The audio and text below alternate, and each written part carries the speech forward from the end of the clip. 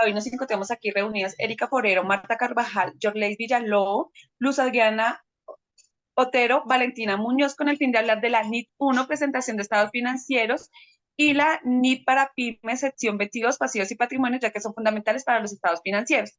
Vamos a conocer los objetivos de estas normas. La NIT 1 establece requerimientos generales para la presentación de los estados financieros, la guía, la estructura, requisitos que estos deben contener para así hacer una comparabilidad, ya sea entre la misma entidad u otras.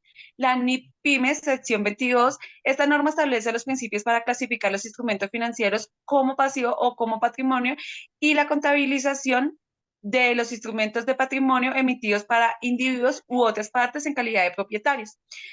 Vamos a hablar del alcance de la NIT 1.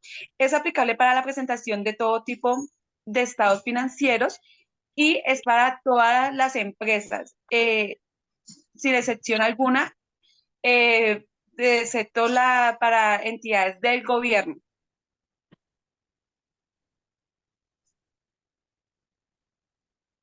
En cuanto a la finalidad de los estados financieros, tiene como objetivo es suministrar información acerca de la situación financiera y el rendimiento financiero de los estados de los flujos de efectivo de dicha entidad. ¿Para qué? Para que hasta finalizar del periodo tome decisiones económicas. En cuanto a la información financiera que esta entidad suministra, debe tener en cuenta ciertos elementos, los cuales son los activos, los pasivos, el patrimonio, ingresos, gastos, las aportaciones que realiza cada propietario y las distribuciones que realizan en cuanto a su flujo de efectivo.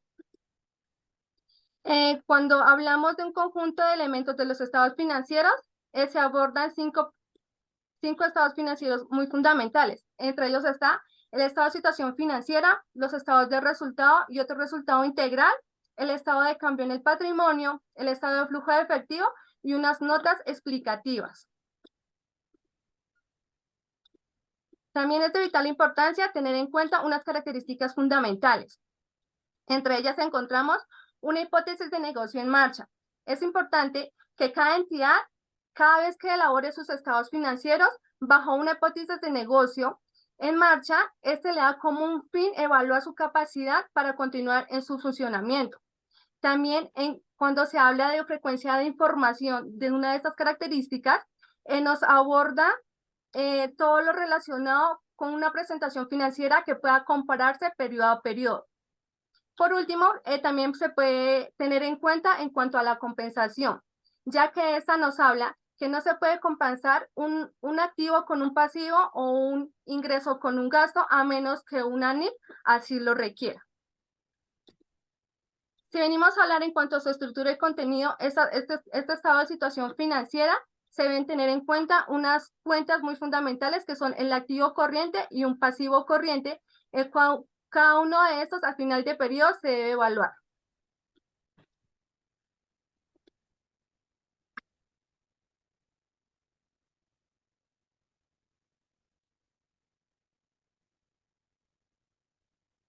Bueno, el estado de resultado del periodo y otros resultados integrales también son un estado financiero básicos en el cual se presenta información relativa a los logros alcanzados por la administración de una empresa durante un periodo de tiempo determinado.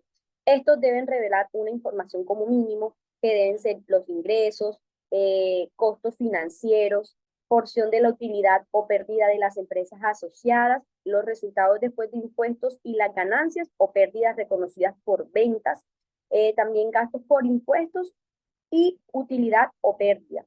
También se debe revelar como asignación de la utilidad o pérdida del periodo que sean atribuibles a intereses minoritarios o atribuibles a accionistas de la matriz. Los gastos tienen una clasificación que depende también de la naturaleza del gasto, en el cual vamos a encontrar la depreciación, adquisición de materiales, costos de transporte, beneficios de empleados y costos de publicidad. También otra clasificación es la función dentro de la entidad, en la cual se encuentran costos de ventas, costos de distribución y costos de administración. Además, también se abarca el estado de cambio en el patrimonio, el cual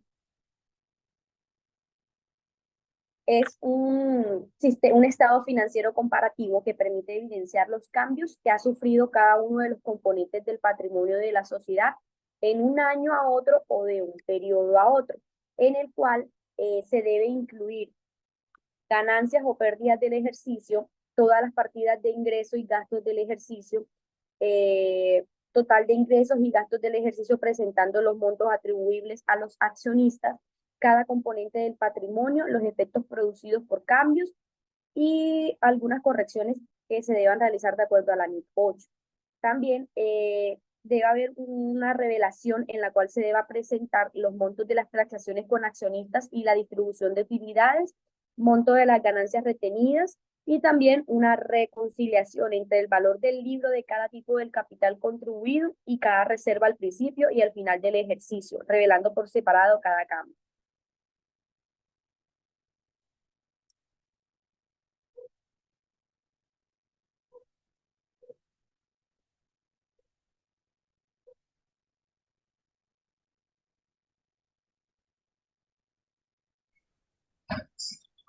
Las NIIs para PAIN, sección 22, pasivos y patrimonios. Esa sección se aplicará cuando se clasifiquen todos los tipos de instrumentos financieros, excepto las participaciones en subsidiarias, asociadas y negocios conjuntos. La clasificación de un instrumento como patrimonio es la participación residual en los activos de una actividad, una vez deducidos todos sus pasivos. Un pasivo es una obligación presente de la entidad surgida a raíz de sucesos pasados, al vencimiento de la cual y para cancelarla, la entidad espera desprenderse de recursos que incorporan beneficios económicos.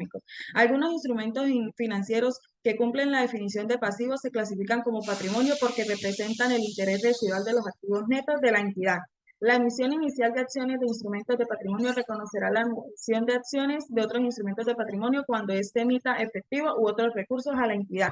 Una entidad contabilizará los costos de transacción de patrimonio a una deducción del patrimonio neto de cualquier beneficio fiscal relacionado.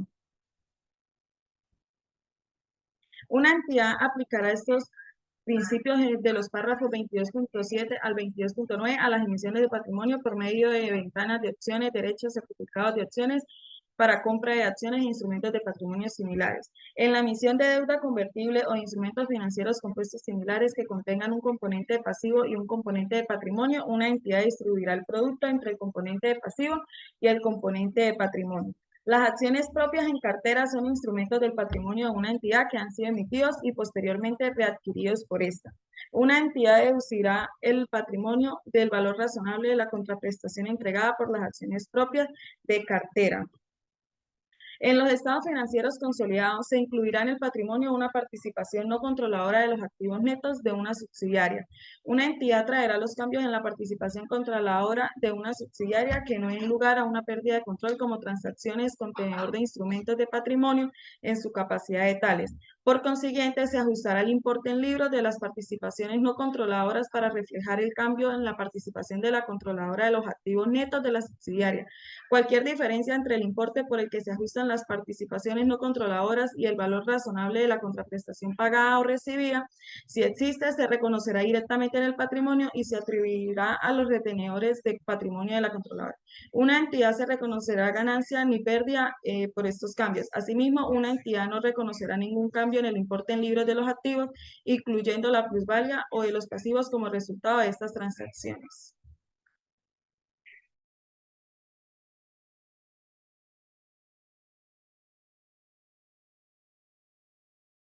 Continuando con lo que explicó mi compañera anteriormente, en la NIF sección 22, la distinción entre el patrimonio y pasivo suele ser de suma importancia para las entidades, dado que esta influye porque los dividendos y pérdidas sobre dichos instrumentos en los que se tendrán que reconocer el patrimonio o se incluirán en el estado de resultados del periodo.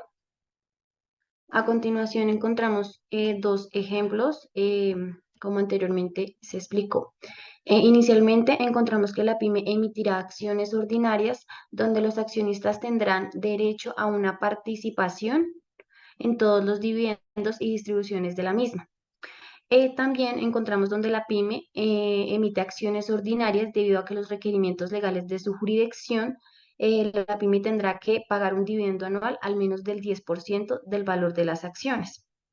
Y bueno, ya para finalizar, la diferencia entre el importe con el que se ajustaron las participaciones no controladoras y el valor razonable de la contraprestación, si existiese, se reconocerá directamente en el patrimonio y se atribuirá a los propietarios de la misma. Bueno, muchísimas gracias. Gracias.